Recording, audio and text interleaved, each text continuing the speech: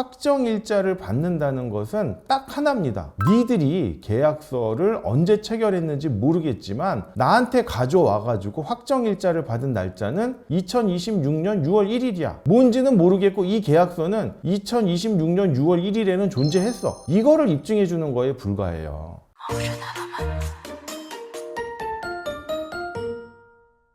안녕하세요. 신탁의 신 오상민 변호사입니다. 이번 영상은요, 오늘 체결한 계약 일자를 상호 합의하에 과거의 날짜로 기재해도 되는지 여부에 대해서 한번 설명드리도록 하겠습니다. 제가 법률 상담을 하다 보면 가장 많이 상담을 받는 항목 중에 하나인데요. 계약을 오늘 날짜로 체결하셨어요. 그런데 상호 합의하에 과거에 체결한 것처럼 계약 체결 일자를 과거의 날짜로 기재해도 되느냐라고 질문들을 많이 하세요. 그런데 이분들이 이런 질문을 하는 이유는 다음과 같은 이유가 있습니다. 첫째, 계약은 오늘 날짜로 체결하기는 했는데 그 전에 이미 구두로 계약의 구체적인 내용들이 확정되어 있었다. 둘째, 상호 합의하에 오늘 체결한 계약이지만 그 날짜를 과거로 기재하는 게 무슨 문제가 있느냐. 셋째, 그리고 오늘 체결한 계약이지만 과거로 날짜를 기재하더라도 피해를 입을 사람이 없다. 그 다음 마지막으로는요, 내가 인터넷이라든지 법률 문헌을 찾아보니까 소급표 있는 계약도 유효하다고 하더라. 그러니까 계약은 오늘 체결했지만 상호 합의하에 그 날짜를 과거로 기재하는 게 문제가 되지 않지 않느냐라고 상담을 오시는 경우가 많아요. 네, 맞습니다. 인터넷이라든지요, 법률 문헌을 찾아보면 소급표 있는 계약은 유효하다라고 되어 있어요. 그런데 여러분, 소급표 있는 계약이 유효하다는 말의 의미는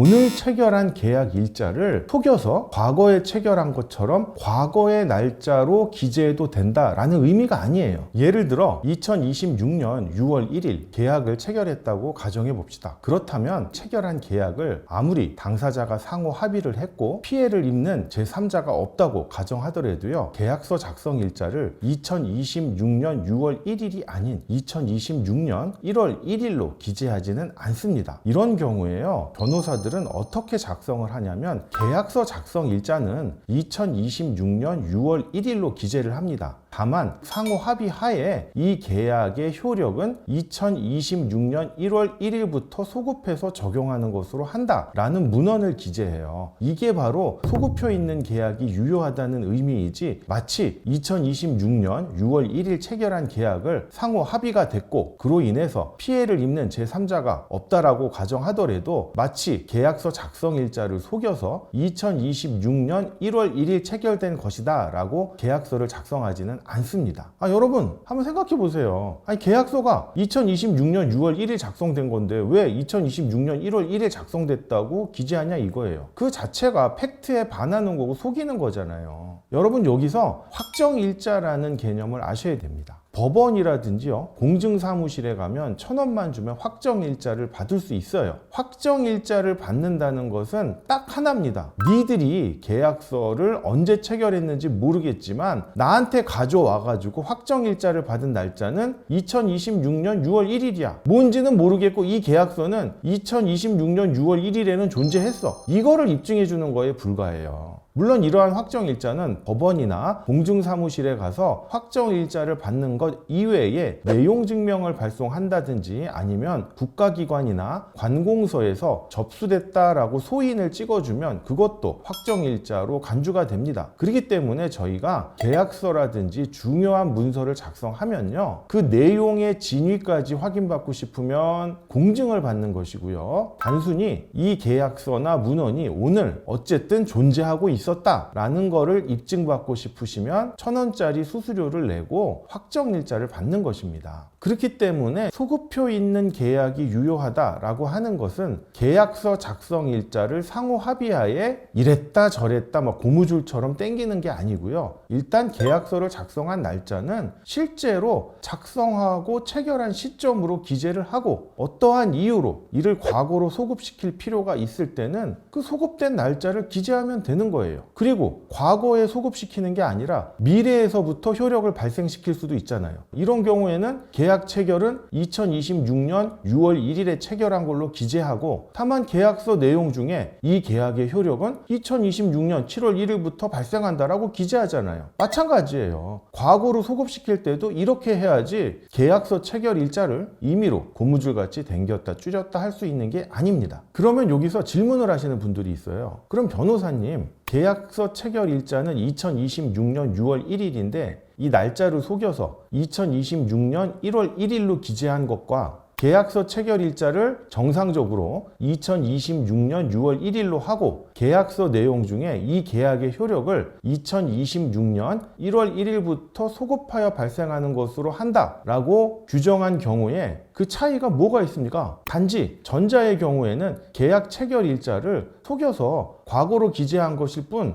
결국 효력 발생은 2026년 1월 1일부터 발생하는 거니까 양자가 큰 차이가 없는 거 아니냐라고 반문할 수 있는데요. 여러분, 소급표 있는 계약은요, 그 효력을 과거로부터 소급하여 발생시킬 수 있지만 이해관계에 있는 제3자가 그 중간에 나타나면 그 소급표 있는 계약의 효력을 주장할 수가 없어요. 예를 들어 살펴볼게요. A라는 사람이 B라는 사람한테 1억 원짜리 채권이 있습니다. 그런데 A가 그 채권을 C에게 양도를 했어요. 2026년 6월 1일. 그런데 A, B, C가 상호 합의하에 야, 우리 이 채권 양도를 2026년 1월 1일에 소급하여 효력이 발생하는 것으로 하자. 이럴 수 있어요. 그 당사자끼리는 유효하죠. 그런데 채권자 D가 2026년 2월 1일에 A가 B에 대해서 갖는 1억 원짜리 채권을 압류했다라고 칩시다. 그러면 A가 B에 대해서 갖는 1억 원짜리 채권을 C에게 양도한 시점은 2026년 6월 1일이죠. 그거를 A, B, C가 상호 합의하에 양도의 효력을 2026년 1월 1일로 소급하여 발생한다라고 하더라도 이 제3자 D에게는 그 소급표 있는 계약의 효력을 주장할 수가 없는 겁니다.